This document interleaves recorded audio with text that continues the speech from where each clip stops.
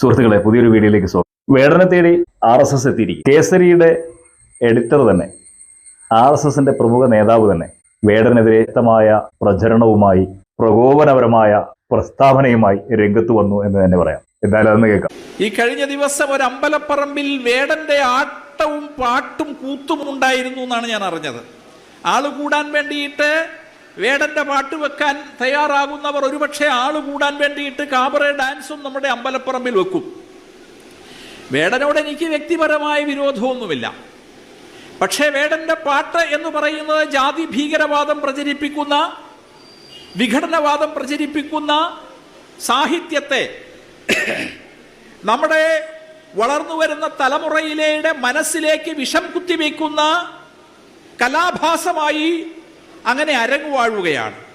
വേടൻ എന്ന് പറയുന്ന കലാകാരന്റെ പിന്നിൽ ശക്തമായ സ്പോൺസർ ശക്തികളുണ്ട്. സൂക്ഷ്മമായി പഠിച്ചാൽ അത് ഈ രാജ്യത്തിൻ്റെ വിഘടനം സ്വപ്നം കണ്ട് കഴിയുന്ന തമോമയ ശക്തികൾ അയാളുടെ പിന്നിലുണ്ട് എന്ന് കൃത്യമാണ്. അത്തരം കലാഭാസങ്ങൾ നമ്മളുടെ നാലമ്പലങ്ങളിലേക്ക് കടന്നു വരുന്നതിനെ ചെറുത്തു തോൽപ്പിക്കാൻ നമുക്ക് കഴിയേണ്ടതാണ്. പിന്നോക്ക ജനവിഭാഗത്തിലെ ആളുകൾ മുഴുവനും ഹിന്ദുക്കളാണെന്ന് പറയുകയും ഹിന്ദുവായ വേടൻ അവർ ജാതിയെ വെറിയുണ്ടാക്കിക്കൊണ്ട് എന്തോ രാഷ്ട്രസങ്കല്പത്തിന് പ്രശ്നമുണ്ടാക്കാൻ ശ്രമിക്കുന്നു എന്ന് പറയുമ്പോൾ അയാളെ എന്താണ് ഹിന്ദുവായി കാണാത്തത്? ബാക്കി RSSന്റെ ഭാഗത്ത് നിന്നുകൊണ്ട് ഈ രാജ്യത്ത് ഹിന്ദുമത രാഷ്ട്രം വേണമെന്നും ജയ് ശ്രീറാം വിളിച്ചില്ലെങ്കിൽ എല്ലാവരെയും തല്ലിക്കൊല്ലുമെന്നും ഒക്കെ പറഞ്ഞുകൊണ്ട് എത്രയോ ആളുകളെ തല്ലിക്കൊല്ലുന്നു.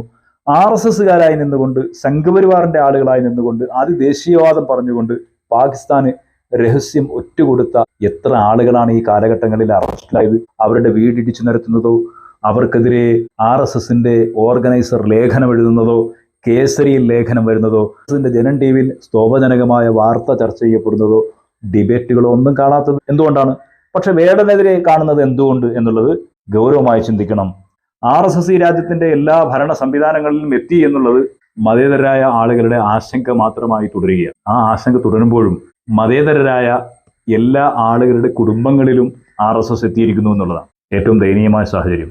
ഏകാധിപത്യത്തിന് വേണ്ടിയുള്ള ഈ വലിയ തേരോട്ടത്തെ തടയാനും തടഞ്ഞു നിർത്തുവാനും ഇന്ത്യയിലെ മതേതര ജനാധിപത്യ പാരമ്പര്യമുള്ള രാഷ്ട്രീയ പ്രസ്ഥാനങ്ങൾക്കോ കുടുംബങ്ങൾക്കോ പ്രസ്ഥാനങ്ങൾക്കോ കഴിയാതെ പോകുന്നത് അവരുടെ കുടുംബങ്ങളിലെല്ലാം RSS വേരോട്ടമുണ്ടാക്കി എന്നുള്ളത് കൊണ്ടാണ്.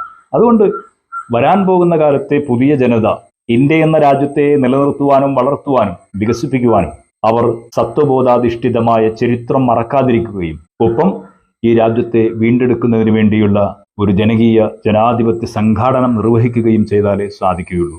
അതുകൊണ്ട് വേടനെ പോലുള്ള ആളുകളുടെ ചെറിയ ദൗത്യമാണ് എങ്കിൽ പോലും വലിയ തരത്തിൽ സംഘപരിവാറും RSSും ഭയപ്പെടുകയും അവരെ ഇല്ലാതാക്കാൻ വേണ്ടി ശ്രമിക്കുകയും ചെയ്യും എന്നാണ് RSS സൈദ്ധാന്തികന്റെ ഈ വാക്കുകളിലൂടെ പുറത്തു വരുന്നത്.